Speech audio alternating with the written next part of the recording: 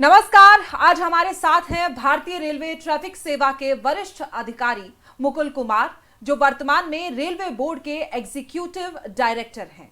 इन्होंने हाल ही में एक ऐसी किताब लिखी है जिसमें भारतीय संदर्भ में नारीवाद को नए नजरिए से देखने की कोशिश की गई है। किताब का नाम है woman in the warm of time, unveiling ancient feminism. Sir, आपका बहुत बहुत स्वागत है। और सबसे पहला सवाल तो यही है कि आपको क्यों लगा कि नारीवाद को भारत के संदर्भ में एक नए नजरिए से देखने की जरूरत है?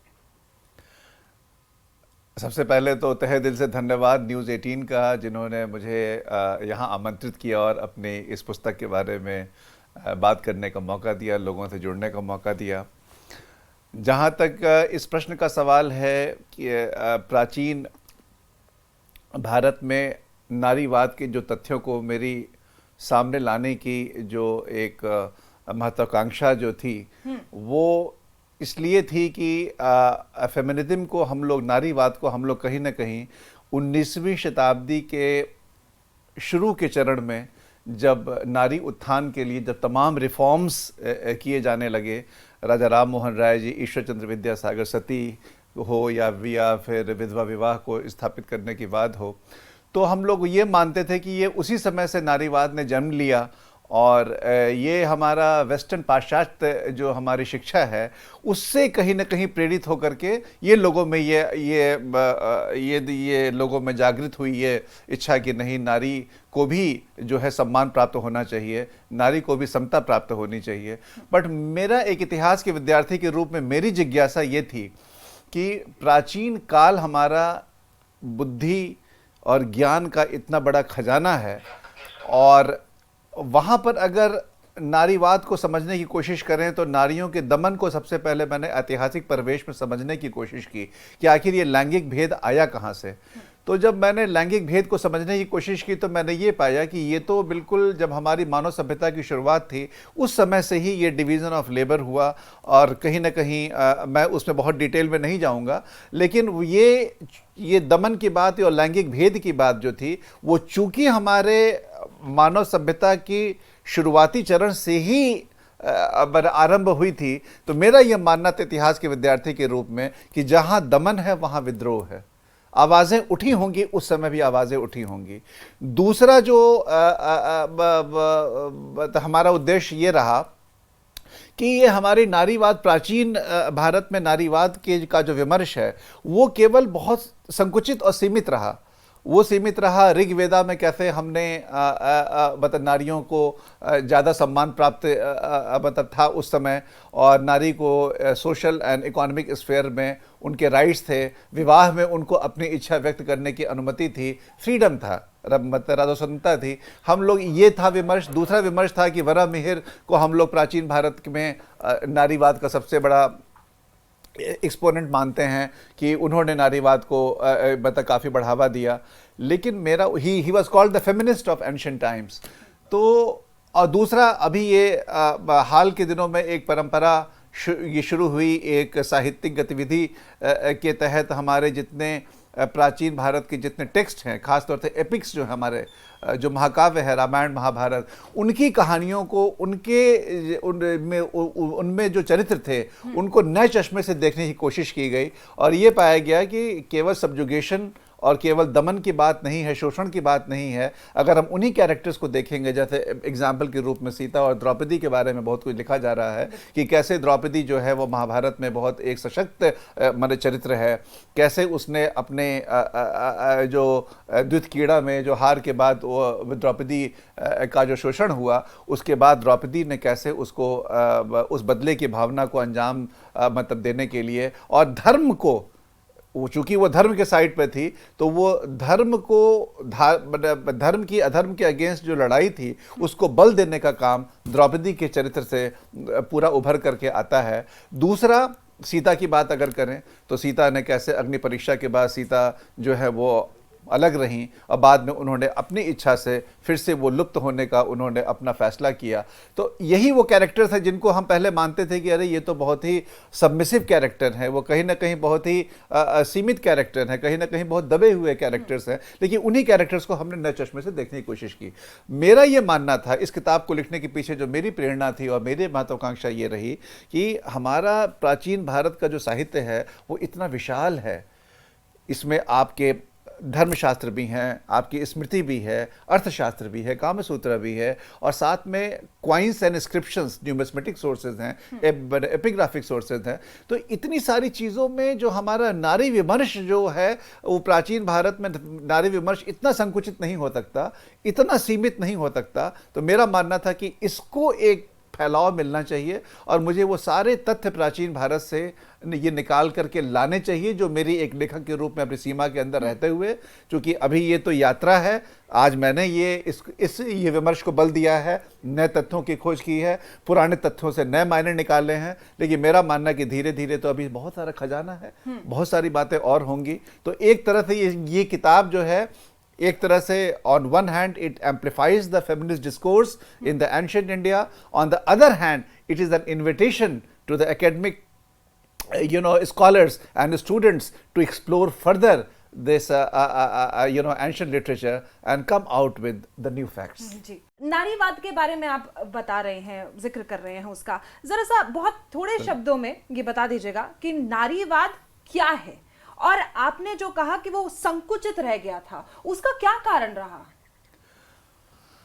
नारीवाद क्या है, पहले तो मैं ये बताऊं कि मैंने ये किताब जब मैंने शुरुआत के ही फर्स्ट चैप्टर में ये चीज़ को मैंने क्लियर किया कि नारीवाद को हम केवल एक ऑर्गेनाइज्ड आंदोलन के रूप में न लें जो सामाजिक, आर्थिक और राजनीतिक क्षेत्र में औरतों के अधिकार की लड़ाई की बात करता है और कहीं ना कहीं लैंगिक समानता की बात करता है, जिसको जेंडर इक्वालिटी कहते हैं, उसकी बात करता है। वो एक ऑर्गेनाइज्ड मूवमेंट है, कुछ लोग आए और कुछ लोगों ने वो एक मुहिम जारी की, उन्होंने तमाम तरह के पॉलिसीज़ और लॉज को क्वेश्चन किया, उनको मॉडिफाई कराया, नए रूल्स मतलब बनाने की बात हुई, नई पॉलिसी लाने की बात हुई। मेरा मानना है कि इस किताब की का जो स्कोप है वो इससे परे जा कर के ऐसी नारियों की बात करता है जिन्होंने भले आवाज़ जो है वो अपने ज़ुबान से ना उठाई हो, लेकिन आवाज़ उन्होंने अपने एक्शन से उठाई।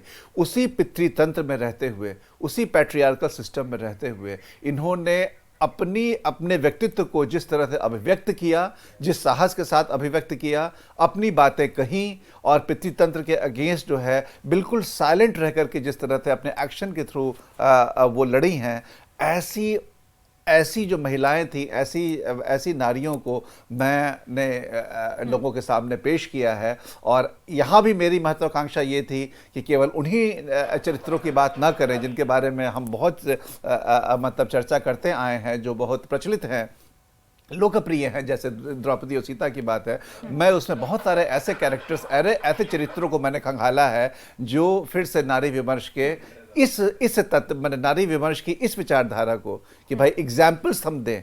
कहा जाता है कि one empowered woman empower many women. बिल्कुल, एक सशक्त नारी जो है वो कई नारियों को बल देती है, उनके अंदर साहस पैदा करती है, उनके अंदर धैर्य पैदा करती है और उनके अंदर समाज से लड़ने का जज्बा पैदा करती है। तो ये हमारा जो नारी विमर्श है ये कहीं ना कहीं दो भागों में बटा है। एक तो ऑर्गेनाइज मूवमेंट है और दूसरा ऐसे एग्जाम्पल हैं, ऐसे उदाहरण लेकर के मैं आया हूँ, तब दोनों को मिला करके मैंने नारी विमर्श को इसमें आगे बढ़ाया है। बिल्कुल, देखिए, नारीवाद या फिर फेमिनिज्म एक विचार के रूप में पश्चिम से आया है जो कहीं ना कहीं पुरुष विरोधी होने की छवि रखता है, जबकि आपकी किताब इसे नारी शक्ति के रूप में देखती है। क्या आपका यह प्रयास वेस्ट के फेमिनिज्म और नारीवाद को लेकर सनातन सोच के बीच एक सेतु का काम करती है? खासतौर पर एक जिक्र आपने यह भी किया है कि फेमिनिज्म या नारीवादी को आपने सिर्फ नारी से नहीं जोड़ा है। जी बिल्कुल, हमारा मानना है कि वेस्टर्न फेमिनिज्म जो है वो एक कहीं ना कहीं स्पर्धा की भावना से प्रेरित रहा है, कॉम्पिटिटिव फेमिनिज्म की बात अगर कह लें वहाँ पे रहा है। लेकिन हमारा जो प्राचीन भारत के नारी विमर्श को लोगों के सामने लाने में मैंने जो पाया कि हमारा भारतीय नारीवाद जो है वो कहीं ना कहीं पूरक की भावना से, एक दूसरे को पूरा करने की भावना से कहीं ना कहीं प्रेरित रहा है। तो वो रहा है based on the sentiment of competitiveness, western feminism, और इंडियन फेमिनिज्म कहीं ना कहीं based on the spirit of complementarity, कि दोनों पुरुष, जैसे अर्धनारीश्वर की बात करें, ये मेटाफिजिकल कंसेप्शन जो है, स्पिरिचुअल कंसेप्शन जो है कि भाई अर्धनारीश्वर का मतलब हो गया गॉड जो है वो कहीं ना कहीं हाफ फेमिनिन है और हाफ मैस्कुलिन है। बल्कि इससे ऊपर जाकर के भी देवी सुक्ता हाइम है ऋग्वेदिक में, जो इंटायर कॉस्मिक एनर्जी को फेमिनिन मानता है। वहां मैं नहीं जाऊंगा, अभी तो मैं इक्वालिटी की बात कर रहा हूं। दूसरा, अर्थली प्लेन पर अगर आए, टेम्पोरल स्फीयर में अगर आए, तो हमारा जो कॉन्सेप्ट अर्धांगिनी का है, अगर विवाह के अंदर, अर्धांगिनी का मतलब हो गया हाफ, जो आपका हाफ की बात होती है, तो वहां भी फिर समता की बात हो रही है। तो मेरा मानना है कि इंडियन फेमिनिज्म जो है, तो उसको मैंने कहीं ना कहीं, चूंकि हमने प्राचीन भारत के नारी विमर्श को बल देने का काम किया है, उसको फैलाया है, तो आपका जो ये आपका विचार है कि कहीं ना कहीं सेतु का काम करेगा, वो बिल्कुल सेतु का काम करेगा, चूंकि मैंने उसको ये लोगों के समक्ष में एक बेहतर चीज, एक स्ट्रॉन्गर फॉर्म में, फोर्स जिसको कहने की, एक वेग के साथ लोगों के सामने पेश करने की कोशिश की है। नारी को सबसे ज्यादा सशक्त आपने कहां पाया? आपसे जब ऑफ द कैमरा मेरी बात हो रही थी, कामसूत्र का जिक्र किया आपने, अर्थशास्त्र का जिक्र किया, उसमें आपने कहा कि सबसे ज्यादा सशक्त मैंने पाया। इसके अलावा कोई एग्जांपल्स, कोई ऐसा कुछ बताइए जहां आपको लगा हुआ कि ये जो बात है नारी की मुझे लिखनी चाहिए, इस किताब में होनी चाहिए। देखिए, नारी को सबसे ज्यादा सशक्त तो ऋग्वेदिक पीरियड में ही रही नारी, क्योंकि वहाँ उनको शिक्षा के क्षेत्र में और उनको आर्थिक क्षेत्र में उनको बेहतर अवसर मिले, उनको बेहतर अधिकार मिले, जो अधिकार धीरे धीरे बाद में कहीं ना कहीं विलुप्त होते रहे। फिर दूसरा कि विवाह की बात मैंने की, तो विवाह में वहाँ उनको नारियों को ज़्यादा स्वतंत्रता थी कि वो अपनी इच्छा वहाँ रख सकें, चॉइस जिसको कहते हैं, कि चॉइस की अभिव्यक्ति कर सके। तो ऋग्वैदिक पीरियड में नारी जो है वो हमारी जो स्टडी है उसके बेसिस मैं कह सकता हूँ कि सबसे उसकी ब्राइट इमेज जो है, सबसे ज़्यादा मतलब जो इक्वालिटी थी वो ऋग्वैदिक पीरियड में थी। लेकिन मैं कहूँ कि फेमिनिस्ट गवर्नेंस की बात करें, कि अगर आवाज़ उठाने की बात करें, तो दो टेक्स्ट मेरे लिए एक लेखक के रूप में बहुत ही मतलब मायने रखते हैं, और उनको मैं लोगों के सामने लाने में मुझे ये संतोष हुआ कि मैं कोई नई चीज़ कम से कम लोगों के सामने ला रहा हूँ। ये है अर्थशास्त्र और कामसूत्र। अर्थशास्त्र जो है वो फेमिनिस्ट गवर्नेंस, आज के कॉन्टेक्स्ट का जो मॉडर्न फेमिनिस्ट गवर्नेंस है, उसको कहीं ना कहीं उसका आईना है अर्थशास्त्रियों का है। जैसे कि मैं एग्जांपल दूंगा कि सेक्सुअल क्राइम्स के अगेंस्ट में जो हम पनिशमेंट की बात करते हैं, लीगल पनिशमेंट की बात करते हैं, वो अर्थशास्त्र में है। और इवन रेप के ऊपर कि क्या पनिशमेंट होना चाहिए, इस पर आज भी हमारा विवाद जारी है। अर्थशास्त्र में फिजिकल असॉल्ट के लिए हमने वहाँ ऑलरेडी डेथ पनिशमेंट हमको मिलता है। दूसरा, वर्क प्लेस में सेक्सुअल हैरेसमेंट के अगेंस्ट में अर्थशास्त्र में पूरे आपके नियम कानून मिलते हैं वहाँ पर। दूसरा कि आर्थिक क्षेत्र में महिलाओं को कैसे बढ़ावा दिया जाए, उनको कैसे एम्प्लॉय किया जाए, वीविंग इंडस्ट्री में उनको एम्प्लॉय किया, और उनको एम्प्लॉय करने के साथ साथ ये भी था कि उनको हैरेसमेंट का मतलब उनका सामना ना करना पड़े। तो अर्थशास्त्र, ये मैंने जस्ट आपके कुछ एग्जाम्पल्स दिए हैं, इस तरह के अर्थशास्त्र को मैंने पाया। और अर्थशास्त्र में जो ये सब चीज़ें हुई हैं, ये तो उसकी प्रेरणा ये रही कि उस समय मानना था कौटिल्य का कि अगर स्टेट अगर नारियों को प्रोटेक्ट नहीं कर पाएगा, उनके अंदर एक ये विश्वास पैदा नहीं कर पाएगा, तो लोगों में स्टेट के प्रति जो आदर का भाव है, एक विश्वास की जो भावना है, वो कहीं ना कहीं जाती रहेगी। और state cannot command that respect, that dignity from the public at large. तो कौटिल्य की ये जो सोच थी उसने कहीं ना कहीं नारियों को बहुत ज़्यादा बेहतर स्थिति में लाने का काम किया। प्रॉपर्टी राइट्स की बात करें कि भाई अगर ये हस्बैंड की डेथ होने के बाद स्त्री का जो धन है वो स्त्री के पास ही रहना चाहिए, उसके लिए स्टेट ने लेजिस्लेट किया कि उसको कैसे how to guard that wealth that property, ताकि उनको फाइनेंशियल डिपेंडेंस का सामना ना करना पड़े, उनको आर्थिक रूप से आश्रित ना मतलब ये हाल ही का एग्जाम्पल भी आपने लिया है, नारी शक्ति वंदन अधिनियम के बारे में भी जिक्र किया है, उसके बारे में भी जरा हमारे दर्शकों को बताइए सर। जी, नारी शक्ति वंदन अधिनियम जो आया था, जो 33% आरक्षण हाँ देना वो था। रिव्यू किया है लोगों ने, मैंने उस पर कुछ नहीं बोला है। हाँ। मतलब वो लोगों ने उस समय जिस समय कि ये बिल आ रहा था तो लोगों ने कहा कि भाई आज के परिवेश में, जब ये उसी समय हमारी किताब आई थी, नहीं हाँ। जब वो किताब आई थी तो फिर लोगों ने इस किताब की चर्चा की कि भाई देखिए नारी शक्ति की बात हम कर रहे हैं और आज नारी शक्ति को यहाँ बल देने का काम वहाँ पे हो रहा है। मैंने डायरेक्टली इसके बारे में मैंने लोगों से कभी बात नहीं की। और जो ये किरदार हैं जिसके बारे में मुझे लगता है सब जानते होंगे, कुंती को, शूर्पणखा का जिक्र आपने किया खास तौर पर, उन दोनों को आपने जब अपने वक्त की क्रांतिकारी महिलाएं बताया है, चित्रित किया है, आप कैसे मानते हैं कि ये दोनों क्रांतिकारी थी? आपको क्या लगा, ऐसी कौन सी घटना, चाहे वो 5 पांडुओं को उन्होंने संभाला जिस तरीके से, या उन्होंने कर्ण को जन्म दिया, या शूर्पणखा का कोई ऐसा वाद विवाद, कैसे देखते हैं आपको? कौन सी ऐसी घटना है जो लगी आपको क्रांतिकारी है?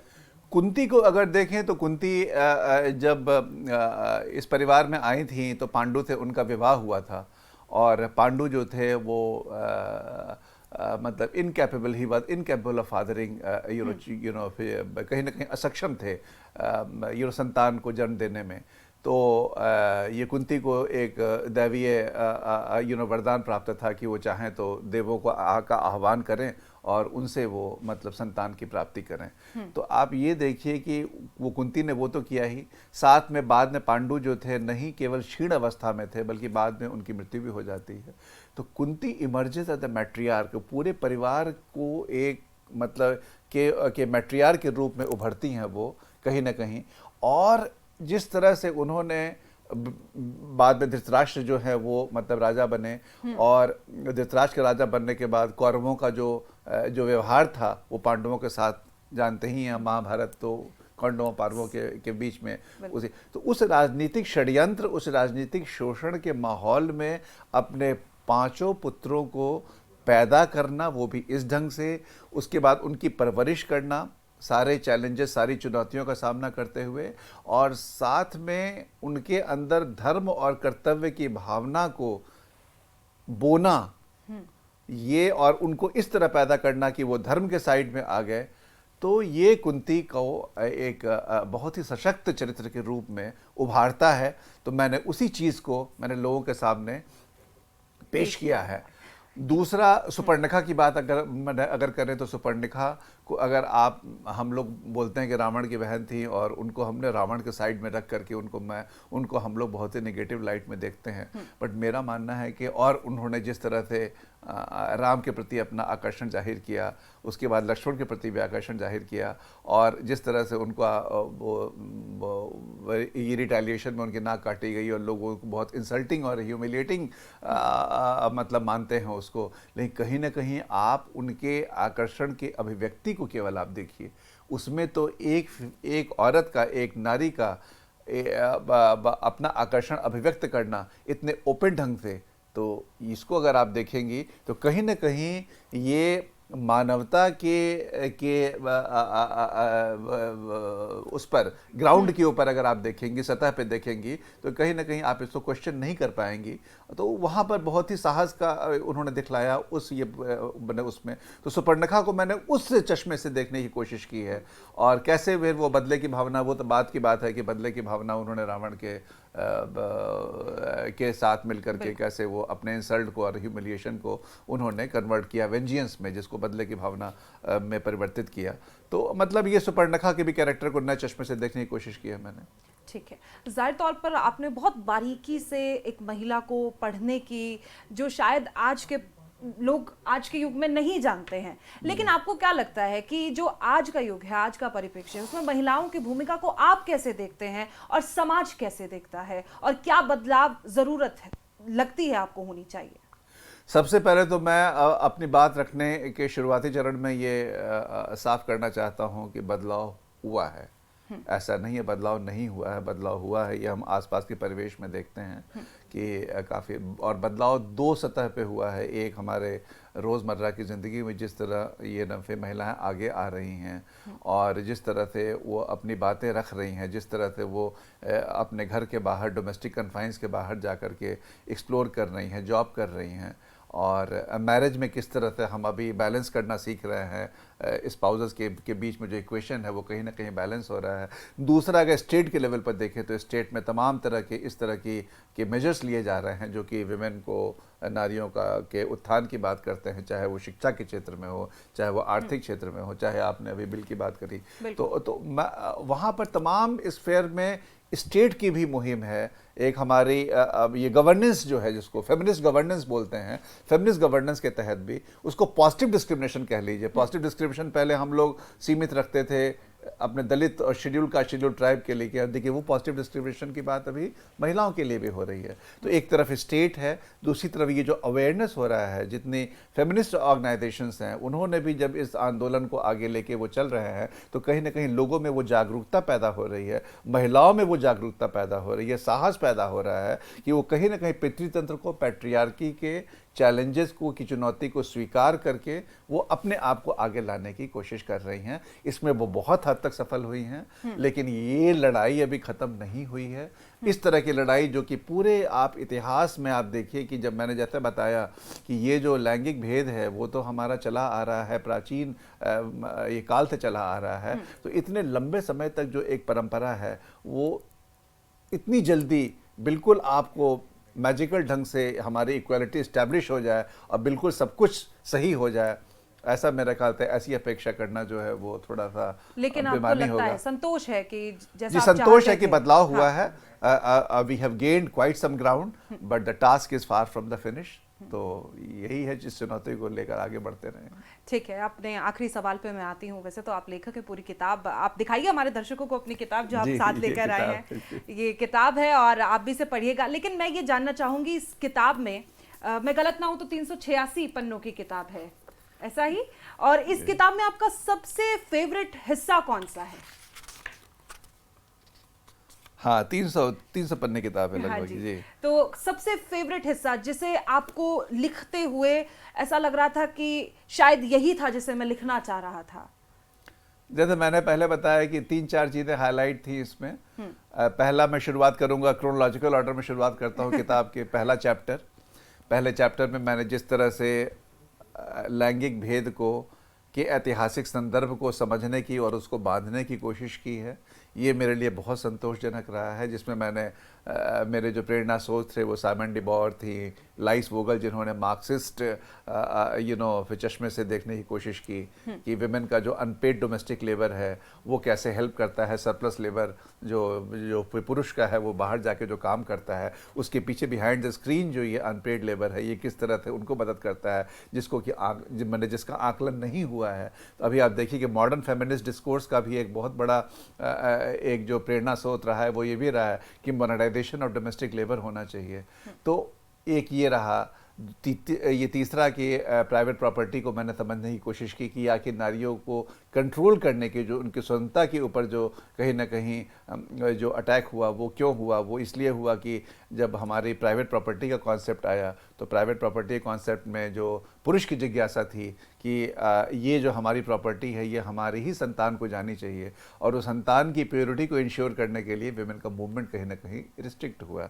तो इन सब जो ऐतिहासिक संदर्भ मैंने बांधा है वो एक बहुत बड़ा संतोष था मेरे लिए। उसको मैं एक तरह से लोगों के सामने पेश कर, प्लस मैंने अपने चश्मे से भी देखा कि भाई ownership of the means of production जो मार्क्सिस्ट की हिस्टोरिकल मटेरियलिज्म की बात है उसको मैंने अप्लाई किया यहाँ पर। जो मैंने कहीं नहीं पढ़ा था वो एक लेखक के रूप में मेरी अपनी सोच थी, वो मुझे वाकई बहुत संतोष दिया उसने। कि आप क्लास स्ट्रगल देखिए कि बुर्जुआ और प्रोलेटोरिएट का जो क्लास स्ट्रगल है उसमें अगर आप देखिएगा तो मार्क्स कहते हैं कि जो ओनरशिप जिसकी ओनरशिप होती है आर्थिक साधनों पर वो ज़्यादा पावरफुल होता है। तो पुरुष जो है जैसे मैंने अब आपको बताया घर के बाहर जाकर के पैसा कमाना ये पुरुष थे, तो उसको नेचुरल रूप में डिवीजन ऑफ लेबर की बात मैंने आपसे की थी उस समय। तो वहाँ से अगर उसका अध्ययन करके फिर मैंने यहाँ से पर कंक्लूड किया है। ये बहुत बड़ा संतोष का विषय था। दूसरा, टेक्स्ट के रूप में अगर आप देखें तो अर्थशास्त्र, कामसूत्र को लोग सेक्सुअलिटी से जोड़ते हैं, जबकि कामसूत्र में अगर आप देखेंगे कि जो कुलवधु थी, जिसको कि हाउस वाइफ जो थी, उनको home maker, they were home makers in the real sense, they had absolute command over the house hold economy. कितना क्या उगाया जाएगा, क्या मिल्क का प्रोडक्शन होगा, कितना कर्ड का, बटर का प्रोडक्शन होगा, उनको कैसे मतलब इस्तेमाल किया जाएगा उसका, और ये सारी चीज़ों पर उनका कंप्लीटली कंट्रोल था और ऑटोनॉमी थी। उनको पूछने की भी ज़रूरत नहीं थी। और उसमें जब मेल बाहर जाते थे, हस्बैंड बाहर जाते थे, तो कहीं कामसूत्र ये नहीं लिखता है उसमें कि वो बाहर जाएंगे तो वो क्या प्रोविज़न करके जाएंगे महिला के लिए, क्योंकि पहले से ही वो ऑटोनोमस थी, इस अवस्था में थी, इतना था उसके पास ये मतलब कंट्रोल, और इतना उसका अधिकार प्राप्त था उसको कि वो अपना और अपने बच्चों की परवरिश वो आराम से खुद ही कर सकती थी। डिसीजन मेकिंग, उसके बारे में निर्णय खुद ही ले सकती थी।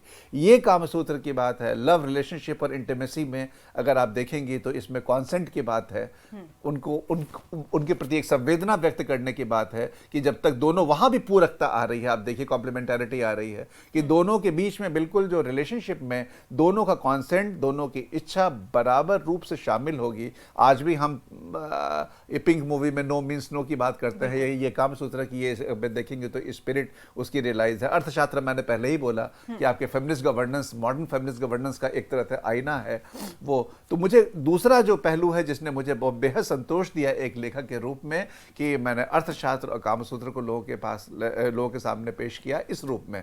मैंने नारीवाद के हिसाब से मैंने इनकी परीक्षा की इन दोनों टेस्ट की। तीसरा, मैंने एपिग्राफ्स और numismatic sources, coins and inscriptions, जो कि ज़मीनी हकीकत को ज़्यादा सही रूप से बयां करते हैं, उसको लोगों के सामने पेश किया। और आपको ये बता दें कि जो टेक्स्ट है वो बेसिकली प्रिस्क्रिप्टिव इन नेचर है। उसमें जो लिख रहा है वो अपनी बात भी लिख रहा है कि क्या होना चाहिए। तो टेक्स्ट से बेटर जो ग्राउंड रियलिटीज़ को, ज़मीनी हकीकत को जो बयां करते हैं, वो क्वाइंस करते हैं, एपिग्राफ्स करते हैं। तो उसको मैंने एक नारी विमर्श को एक तरह से मैंने कंप्लीटनेस का एहसास, उसको पूरा करने का एहसास मुझे इन दोनों सोर्सेज से मिला। तीसरा, हेटेरोडॉक्स लिटरेचर को भी मैंने इसमें खंगाला है, जैनिस्ट और बुद्धिस्ट लिटरेचर को भी मैंने खंगाला है। उसमें मैंने जैनिज्म में मैंने मल्लिनाथा की बात की है, चंदन बाला की बात करी है। Mallinatha was the only female तीर्थंकर। तो ये इस तरह के एग्जाम्पल मैंने उदाहरण लोगों के सामने लाया हूँ। बुद्धिज्म के थ्रू मैंने थेरी गाथा पोइट्री की बात की है। Theri Gatha poetry was body of poetry that was exclusively composed by women. केवल औरतों की ही कविता का संग्रह थे मैंने थेरी गाथा। तो आप उस समय उनका इंटेलेक्चुअल और स्पिरिचुअल लेवल आप देख सकती हैं। डोमेस्टिक कन्फाइन थे, बाहर जाकर के उनको इस बात की आज़ादी थी कि वो मोनास्ट्री में ज्वाइन कर सके, वो स्पिरिचुअल फुलफिलमेंट करें। घर से बाहर निकल करके स्पिरिचुअल फुलफिलमेंट की जो बात है वो मतलब बुद्धिज्म में है। वो फिर नारियों को बहुत ज़्यादा मतलब एक पॉजिटिव लाइट में लोगों के सामने पेश करती है। तो ये कुछ चीज़ें ऐसी थी जो मुझे लगा कि हाँ, एक लेखक के रूप में जो बेहद संतोषजनक रही जी। तो नारियों को जितना समझने के लिए जितने भी काव्य हैं, जितनी भी किताबें हैं, वो संग्रहित कर दी गई हैं और वो सब कुछ इस किताब में मिलेगा।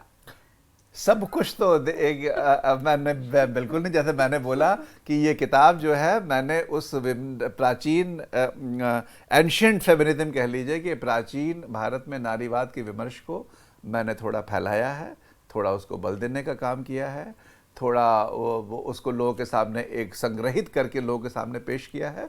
और अभी तो ये यात्रा जो है वो चलेगी। इतिहास, दूसरा एक चीज़ और बता दूं कि मैं जब किताब लिख लिया मैंने, और ख़ास तौर से किताब लिखने के बाद जिस तरह से लोगों ने इसको रिसीव किया है, उसमें एक संतोष ये मुझे मिला कि ये संतोष क्या कहें, बल्कि इतिहास की जो शक्ति है, इतिहास का जो पावर है, power of history to change the narrative, to change the discourse, even to alter the truth. सच को भी बदल सकता है इतिहास अगर नए तथ्यों को हम लोगों के सामने लाएं, पुराने तथ्यों से नए मायने निकालें।